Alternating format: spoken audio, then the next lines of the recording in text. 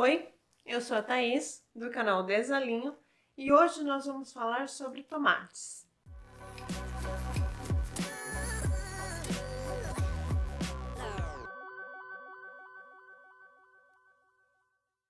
Você não ouviu errado. Nós vamos falar a respeito de tomates hoje. Isso porque eu li recentemente o livro Vermelho Amargo, do Bartolomeu Campos de Queiroz. E uma das metáforas, eu acho que é a mais importante metáfora do livro, tem a ver com tomates. A primeira coisa que eu acho que a gente tem que chamar atenção nesse livro é a questão do design, né? O trabalho gráfico. Mais uma vez, Cosaque Naif, saudosa Cosaque Naif. Nós temos aqui o título, ele escorre, ele sangra, né?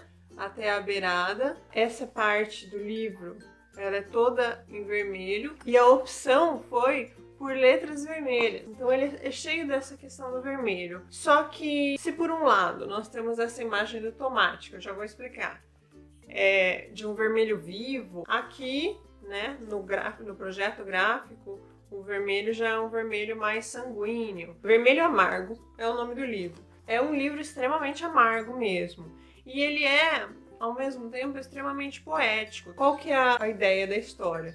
Nós temos um narrador que perdeu a mãe muito novinho e ele sente muito a falta dela. O pai acaba casando novamente com uma mulher que ele vai identificar sempre como uma madrasta, e ele tem muita mágoa em relação a essa madrasta. Tem essa questão do tomate, que ela tá sempre cortando o tomate para as refeições, e ele vê ela cortar o tomate, ele sente nesse ato de cortar o tomate muito desagrado também dela em relação a eles, né? No caso, os filhos do marido dela. A gente não sabe se ela de fato se sentia assim, porque a gente não tem acesso à mente dela. O tempo todo a narrativa é transmitida pra gente por meio do narrador, que é esse filho que tá sentindo a falta da mãe e que sente a madrasta como uma intrusa e etc. E a partir do olhar dele, ela é cruel, ela transfere essa crueldade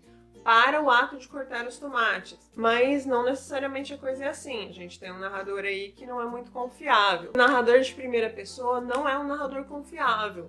Ele é um narrador que ele tá dando um ponto de vista dele. Não que algum narrador seja confiável. A gente vai dizer assim, narrador de terceira pessoa não necessariamente é confiável também. A gente tem um viés.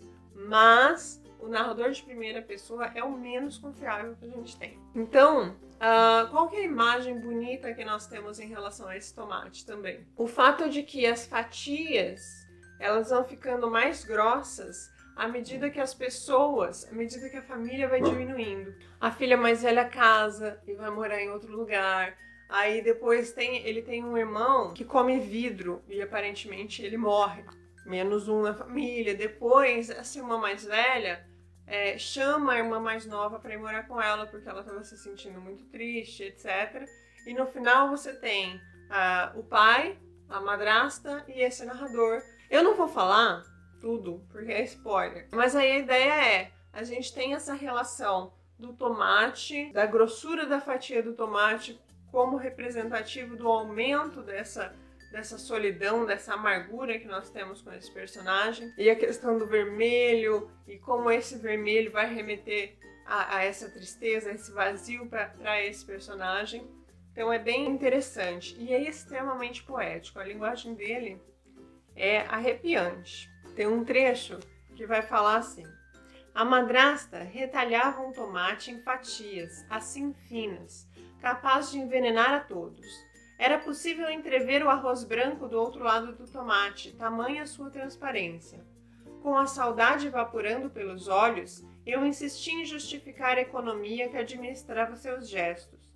Afiando a faca no cimento frio da pia, ela cortava o tomate vermelho, sanguíneo, maduro, como se degolasse cada um de nós. É incrível a forma como ele vai falar a respeito de cortar o tomate. Olha só que interessante. Ela cortava o tomate vermelho, então a gente tem essa ideia do vermelho, que é relacionado ao sangue, etc. E a narração já vai trazer isso.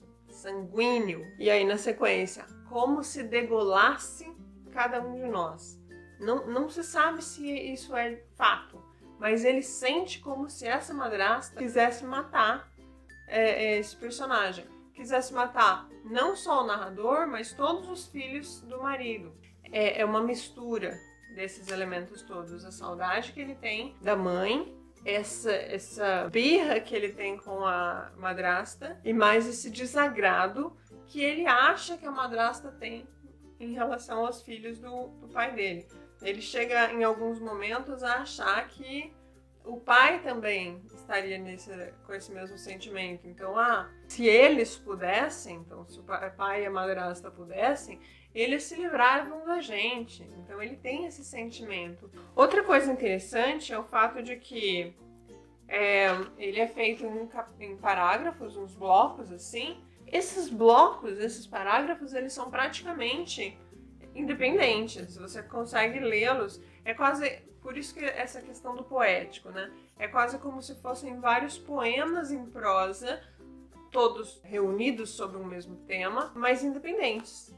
Você tem a mesma ideia da saudade, dessa animosidade contra a madrasta ou da madrasta contra eles, esse símbolo do tomate, do vermelho do tomate, mas os parágrafos são bastante independentes, isso é interessante também. Eu gostei muito da leitura, foi uma leitura bem rápida. É lógico, você tem que ser acostumado com leitura de poesia, porque a linguagem não é uma linguagem comum na narrativa. Quando você vai ler um livro comum de narrativa, você pega o fio da história e você vai no fio da história até o final. Você sabe quais são os fatos, né?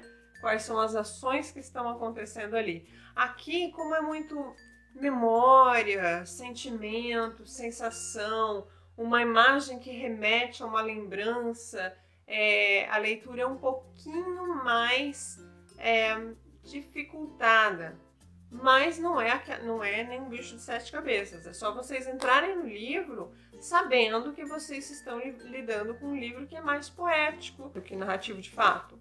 Essa é a minha recomendação de hoje. Se vocês gostaram do videozinho, curtam, compartilhem com os amigos de vocês.